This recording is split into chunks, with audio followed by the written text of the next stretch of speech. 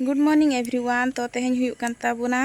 1 October 2025 और होला आयुब के डिले माने जपिद के लेट रे जपिद हुईना और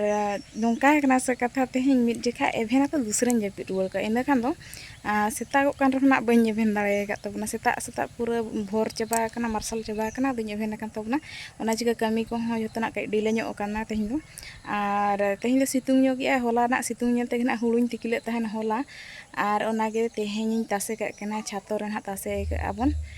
और चे इन मेता बतावना तेहन में पूजा दान चला रना इन मने तहन पे चे चिके एबिटेज बाइदी इनकेनाय से बांगम। तो चलो ब्लॉग वीडियो रे कंटिन्यू तहन तबन पे और ट्राइंग आपे को सला जोड़ा तहन लगिन दिनम हिलो। तो चलो बन स्टार्ट लगे तेहन ब्लॉग। तो नेल दाड़े कना पे चेल का तेहन चांदोय राकाब कना और गोटा पूरा सितुंग काय ओना खातिर ते होला होला निंके धरा गे सितुंग ले ताना तारासिंग बड़ा के दा ᱧᱩᱨ बड़ा के। तो ओना चिके तेहन हो होला रिन हेड़ज तिकी का ओना हुड़ू गिन तासे का लगिन और इनी भाभी दा हेज बड़ा तो ना पालन रोहड़ गद का इन हा। तो ओना हिसाब ते चलो छुटाव हुई लेन गे और नोआ दा जपुर रे छातो टोटली बांग जो सफा बड़ा हकना तो सख्तो साकाम को ᱧᱩᱨ कना ओना को गे जो सफा के इन मांग और नोय तरा हुड़ू उपाते के एतांग एतांग धरा तेहन गिन तासेया एतांग एतांग तासे लखन दो लगन धरा रोहड़ोआ और मिड हेड़ज गिन तेहन गिन हेड़ज तिकी का और ना ढेरम हेड़ज तिकी तो हो बाय हावेट होतो लगन हो और दा जपुर को हेज इमानोआ मिड बेड़ा गना सितुंग ए ओना जिकते मिड हेड़ज गिन हेड़ज तिकी का और ओना गे ना तासेया। तो छातो हो उनका माने तना दिन मा उदार गे ताहे नबेस लगा बाय हेट कान होलाय सितुंग ᱧᱚᱜ लगे तेहन दा हेट ᱧᱚᱜ कना ओना चिके चेत हो बइन अटेद डायरेक्ट छातो रे गिन तासे का कना चेदा से छातो हाइट कना और नेल दाड़े कना पे नो मटा पाटा ताहे कना ओना तेगिन तासे और तीते तासे तो ना उना ये एतांग ते बाय चला पूरा एतांग तासे सनिन जन खातिर पूरा एतांग को कना पाटा ते खान गे सुविधा कनी और नोनका गारी लेखान दो मिड समान ते चला से आदो ठीक ठाक ताहेना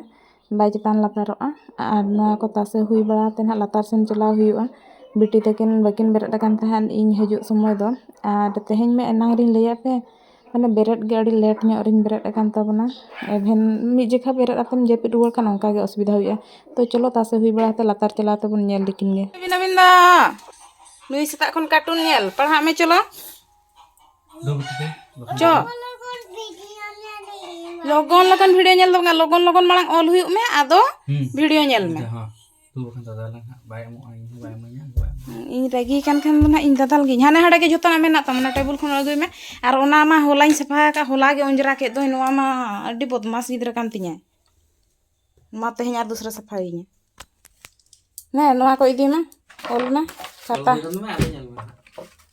हाने रबल दड़ के आय पेंसिल बाबा ना लय अमाय ओना मोबाइल दो सहा हतार में ऑल हुई लेखान हा एमाय में सहा कान दो इनी दो तले ऑल हुई लेखान ना को इन में होय बाबा ना नेले लय अमाय ना ओ ओना गार के नु कासन उनते उडु ओटाय में हो मा ऑल बिन अबिन दो होय दुलु कते को ओला ता बेराते ओलिया पटगंडो में ऑल हुई ते ना इन को इन में ना होय हां चला कने इन दो होय परिवार डालार निया को मेना तबन आकिन हंतर किन ओलोक कना इन नतर ना गेट बलाय तबन करला मा बिली चबा कना न्यू के नेलो कान तिया भाई रो माने पोसा कना बिलियाते। तो तेहन दो नेल के आपे देखा पिंकी बिलाती बेंगाड़ और करला गे ना परिवार लार दम और बाड़गे को दा मटम पपिया गड अगु दिया हस्बैंड। तो ओना गे ना इन उतुई लेगिन माने मेसा सेना जतन उतुई लेगिन और निया जेखा मा परिवार नोंका दर कना बाबा परिवार सुदर को बाम चेष्टा दाड़े एंते रह आले दो परिवार दले जोम हे चेदा से बाबा जहां तिना दाम रह परिवार दे अगुई गया और ओना को गे मेसा ते तेहन दो घंटो लका मटा रासे उतुई बनावा और ना कलरन भजाया ओ तेरा तो अलम ओला खतर ओल में हां और दिनंग पूजा नेल लंग चला से ओ बाजार बलंग दिए से बाजार हां ओलो ako बाम ओलो खान दो बाबा और बाऊ बकिन इदी मिया ओका तुम बकिन इदी मिया आम बा ओल हुई तो ओल में डाक हुई में Anak itu bang. Popia, bengal, alu. Alu apa yang Ini ya. Rasanya kayak sini lekat tuh. Ada utuh tinggal ram joma. Banget nanti aku bisa. Acing mesaan alu lain bang. Tidak. Utuh tuh kom ko joma, takar her ko joma. Mana tuh bang Bang ada kom ko joma tuh mita tia gini mam tuh juti dorkar tuh mita tia kom arho. Oh, lu di sana, lu naik berkaya. Biasa jalan. Nitok huyuk kan tabuna 11 leka ar iñiñ hej kan tabuna huruñ her lagi to adha din jog god ka gari bada god kañ adin nongka hape video metañ benaw ka ki abo ma video benaw ren kida kana bon cheda ba benaw gai olar tahan tulik puisa nyamuk kan do to nitok nah noa ko jotoñ her bada ka tabun te ado daka hantri jonda ka ar mit jikañ hedej en ha huru latariñ ona ko jonda hoto ka tiñ hej na আর ওনাকো নোয়া কো না in সামটাও হুই বড়া লখানিñ চালা লাতার সেন আদো পারছা বড়া হইতে জম বড়া হতে না আদো জিরো বড়া হুইবা আর হো ñel হুইবা চে লকা পূজা ñel ko idiliñ kan do na logon dhara ge na huruñ tikiye আর ওনা kami ko jaba bড়া hate chon inda basam ko na jotona jaba bড়া hate chala হুইবা ñel puja ñel ma bang pendal ko ñel oh nitok tege mid jikha rimila situng ya mid jikha dundrugi ar japut ko hijuk ka bujhe kana to latar sahan kase ka ado na chikin me bikya choro nitok rage huruñ her ka gi ar chala tingel ki ki huru hon ha mane hawet kan tabuna roho ठीक na ar lolo ge na tahan kan ha niya lolo te na ठीकua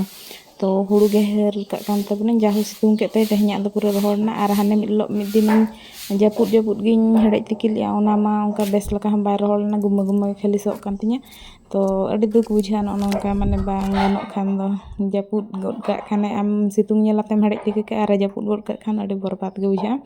तो चलो नोआ को बन समटा बड़ा लगे तना बड़ा हते दाका को अंतरे चंदा हटो के ओना को नेलु इन तेगना इसिन ओनवा को हर बड़ा तेगना इन मने तो ओना को इसिन बड़ा लंकन ना परछा हुयुआ आर जम हुयुआ आर सेता रे नाश्ता लगी दो बाबा तकिन लगी दो रूटीन बना ले तहन आर बिटी बाबा मा उनी मा दाग मडी गे जमाय तो होला ना दाग मडी तहे कना ओना गे जम की आज दो आर बिटी हो रोटी जमाय सेता करे दो आर उनी दो जहाना गे जमाय माने रोटी हो जमाय बिस्कुट तने जमाय मानखान खजाड़ी तने जहाना गे ना onka जमाय दाका दो उना दो जम बाय कुसी सते तो ñel dare kana pe dundru ki ar situng to botor ge bujha hupta ge netar ma situng tuluj he dag ge ar teheñ ma sahan hon lohot duñ lohot echo ka gian ha আর নিতো নোয়া को हर बड़ा हाते लातार सन गे चला तना परछा बड़ा हुआ परछा बड़ा हाते जम बड़ा हुआ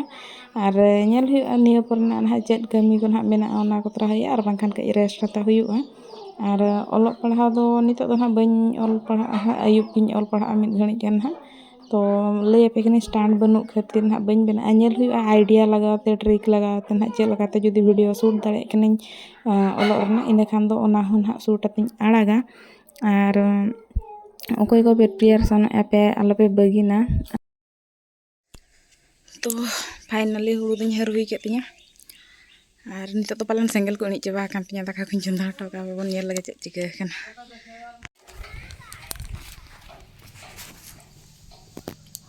तो सरी के दाका कोरना और इया कोरना सेंगल दो इनिच kana